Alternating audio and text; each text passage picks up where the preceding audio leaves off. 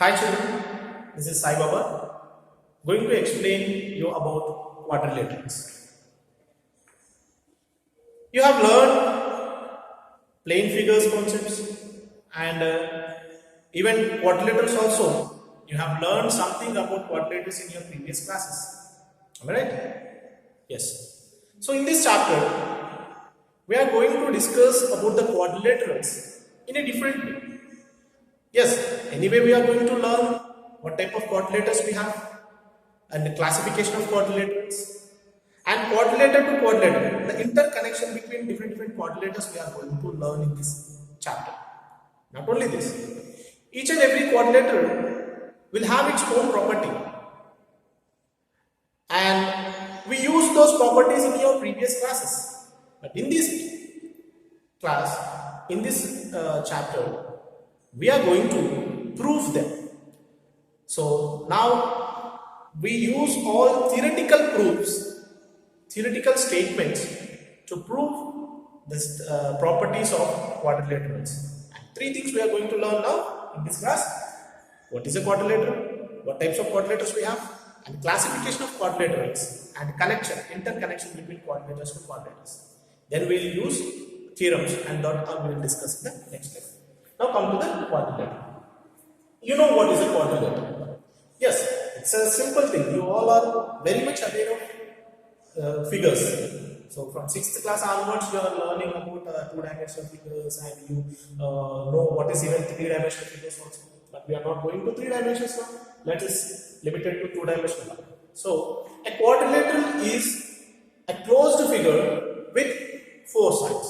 Yes. If you draw any four line segments, and I'm trying to close this. Closing means the starting and the ending both should be coinciding with each other. So this is called a closed figure. A four sides closed figure is called quadrilateral. Just a quadrilateral means it will have four sides.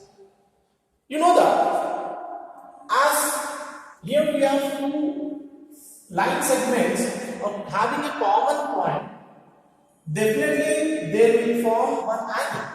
You know what is an angle? Anyone can define? What is an angle? An angle is the measure of rotation. If one ray is rotating over another ray. So mathematics provides us lot of facilities to measure the nature.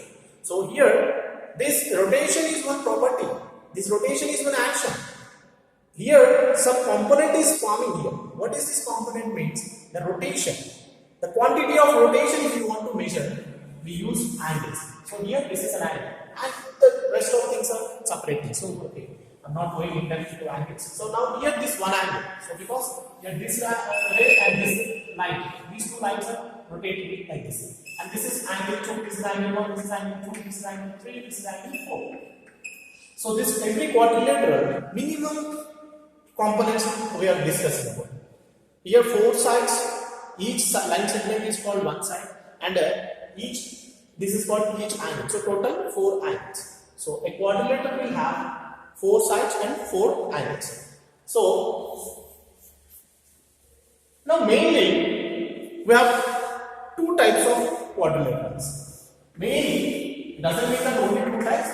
Further classification is there. First, mainly we will discuss about main types of two quadrilaterals. The one is concave, and another one is convex. Not mirrors, quadrilaterals only. Don't think about the mirrors. You know convex mirror and concave mirror, right? Yeah, I'm not talking about the mirrors. So concave and convex mirror. Quadrilaterals. Here, this convex we'll discuss out. Look at here. This is not concave. Easy to understand, easy to remember the types of quadrilaters. Concave quadrilateral, very easy. One word is there. What is this? This is cave. A cave, you know, right? Cave means what? It is like a den. So, some living place. For suppose, is it quadrilateral or not? Yes, of course. Why? Because 1, 2, 3, 4 sides close to figure, no doubt it is a quadrilateral. So in this quadrilateral, it is looking like something like it's something places inside. So it is not an exact actual definition. Remember, it is not an actual definition. To remember to not to get confusion, I am telling you. So here cave word is matching this figure. That's why this is called concave quadrilateral. So now come to the actual definition. Already we know that one quadrilateral will have 4 sides and 4 angles, interior angles, inside or forming inside. That's why it is called interior angles. Now here, all 3 angles, rest of these other 3 angles are not more than 180 degrees. But here, so suppose from here to here it is 180 degrees. For suppose I am extending it, from here to here it is 180 degrees. Now we have more than 180 degrees. So one angle is more than 180 degrees. So in any quadrilateral, among the 4 angles, if any one angle is more than 180 degrees, then we can say that it is concave. Another definition is also there. Yeah, no need to go in depth, but it is enough. So now opposite to concave, that is convex, means no angle is more than 180. This is not more than 180. This is less than 180 only. This is not more than 180. Why? Because this total is 180. We are taking a part of 180 only. That's why it is not more than 180. Here also, this total is 180 degrees and we are taking only part of 180. That's why it is also less than 180. Here also less than 180. So here, in such type of quadrilateral, no angle is more than 180 degrees. That's why it is called convex. Generally, will work out with convex only. Concave also will work out, but not regularly. So this is concave. Remember this word, cave. Okay. Now, this is general types of quadrilaterals, 2 types. Now come back to the main concept. So now, again, classification of quadrilaterals. So classification of quadrilateral is this type. I am going to classify, I am going to separate the quadrilaters with some special patterns, special properties. Look at it. The quadrilaters have 4 sides. So AB, BC, CD and AB. These are the 4 sides. How they arranged it, I don't know. How they arranged it before, I don't know. Based on the arrangement of their sides, based on the formation of their angles, now I am going to classify them. Based on the arrangements of sides, based on the formation of angles, now I am going to classify the quadrilaterals. The first one is, as a quadrilateral is having 4 sides, 2 pair of opposite sides are there. 2 pair, because as 4 sides are there, definitely 2 pair of opposite sides will be there. Here, first suppose if one pair of opposite sides are parallel, I am talking about only one pair, I am not talking about the other pair. You need not to be think about other pair. I want a person who can speak English.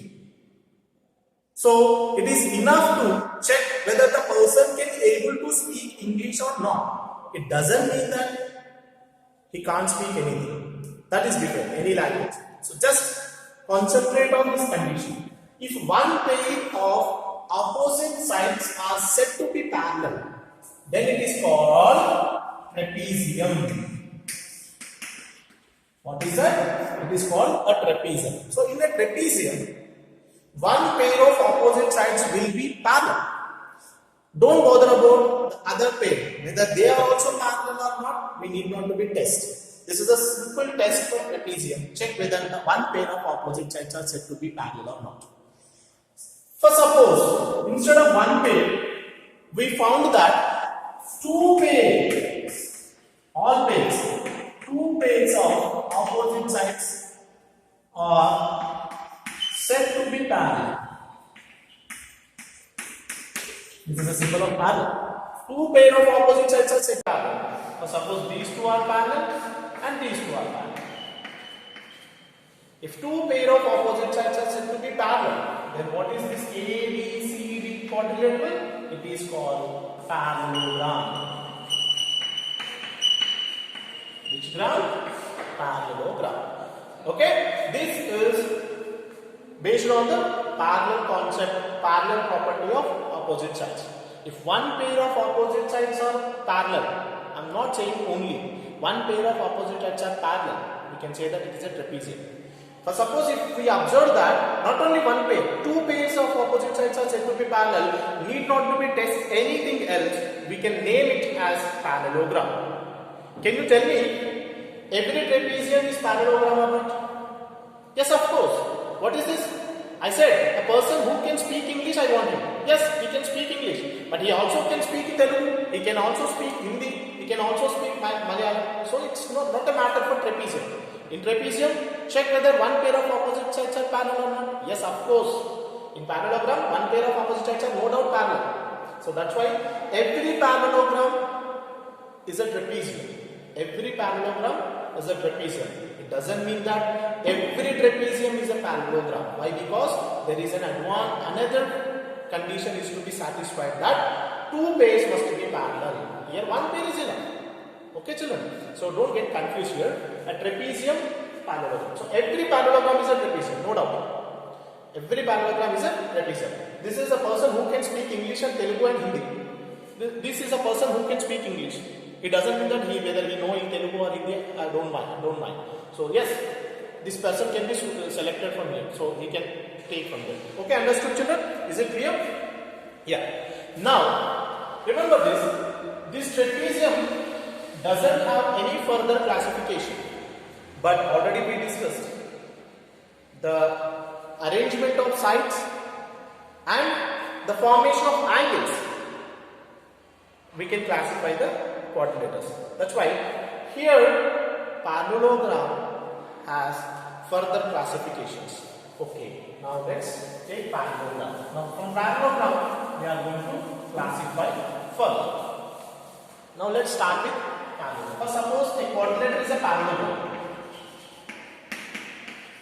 What is the meaning of this? Already we know that two pair of opposite sides are parallel. Parallelogram means what? Two pair of opposite sides are parallel. This is default condition. If you are talking about parallelogram means no doubt in it two pair of opposite sides are said to be parallel. Every time I am not going to tell that. Okay? So it means that two pair of opposite sides are parallel. Now, for suppose including this property, any quadrilateral is a parallelogram, and after some adjustments, for suppose this is a parallelogram. Why? Because two pair of opposite sides are parallel. I did some adjustment. I found that one angle is becoming 90. I don't know what happened to other. I'm just checking that after doing some little bit adjustments, I found that one angle is becoming 90 degrees. Without checking the other angles, we can say that it is a rectangle. What is this? It is a rectangle. What is a rectangle then? Easy.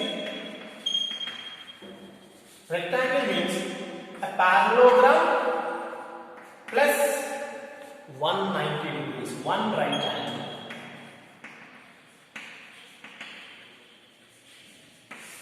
So if one angle is 90 degrees, then we can say that particular parallelogram, in order to become a parallelogram, angle need not to be 90. If two pair of opposite sides are parallel, then it is a parallelogram.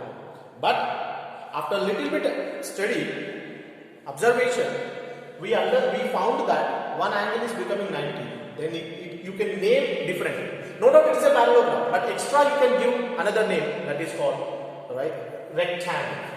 A rectangle is parallelogram plus one right angle. Parallelogram with one right angle. So other properties.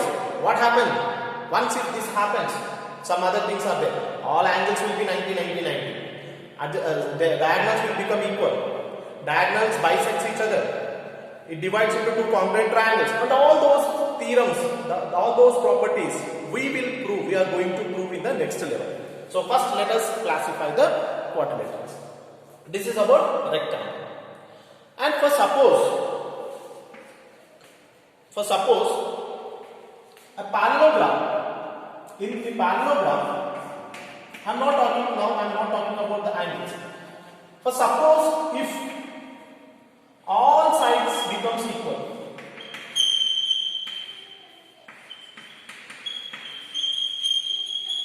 so what I observed is, yes, it is a parallelogram, means two pair of opposite sides became equal.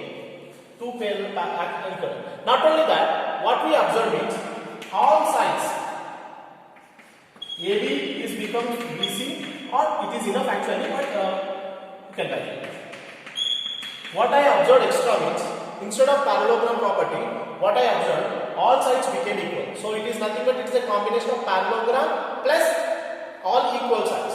These type of quadrilateral is called rhombus. What is rhombus? A rhombus is nothing but parallelogram plus all equal sides. A parallelogram plus all equal sides is called rhombus. Okay?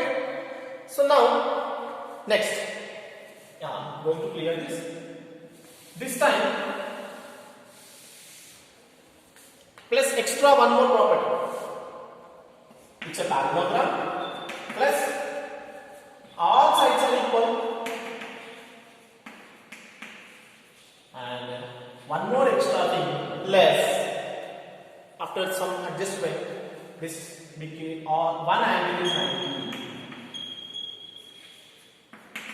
One angle is 90 degrees, means right angle. So it means that these two means it is a rhombus. You can write like this: rhombus plus one right angle. Rhombus plus one right angle. So what is this? This is called square. So square is advanced one. So square means parallelogram plus all equal sides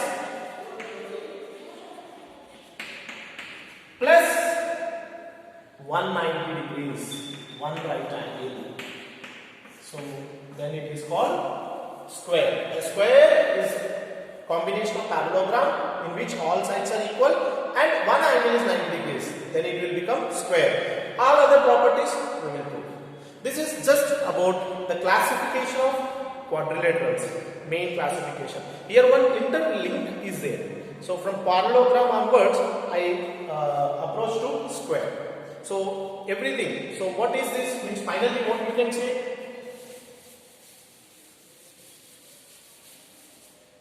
So this is a total quadrilaterals. So total quadrilaterals, concave, convex, I am not going to discuss. Just we are going to discuss about convex. So trapezium. Okay, it's a trapezium. Okay, now let's begin with the parallelogram. So parallelogram. In parallelogram, rectangle is there. In a parallelogram only, rhombus is there. In parallelogram only, square is there. So all are interrelated to each other. So this is about the classification of quadrilaterals. The proof of their properties we will discuss in the next level. See you later.